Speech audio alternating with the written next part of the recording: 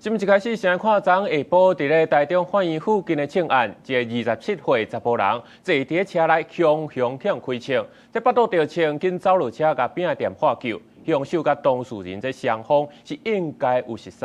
警方伫咧3点钟来到抓到人，详细是搁爱调查。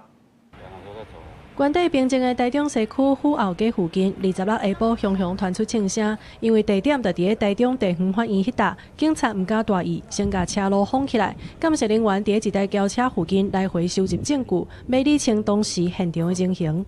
附近好像有枪击，有枪击，你有听到枪声是不是？这边店员所说有听到枪声，然后我们那边没有听到。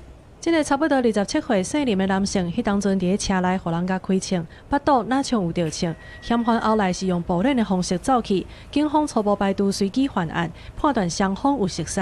也那姓林的男性着枪了后落车，甲人讨救兵，店员随甲斗指挥。附近的民众也讲出迄当阵混乱的状况。对啊，跑过来啊，然后有流血啊，然后他有帮他们止血，帮忙擦血这种。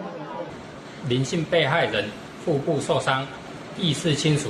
经送往中国医药大学救治中，另初步调阅监视器确认范闲应与被害人熟识，范闲作案后徒步离去。专案小组虽锁定身份，伫案发差不多3点钟内，也就是26下晡5点外，就伫嫌犯的徛家抓到人。目前专案已经报请检察官指挥，敢有毒品也是钱项的纠纷，犯案动机是啥，枪佫是安怎来的？警方还佫需要进一步厘清。记者综合报道。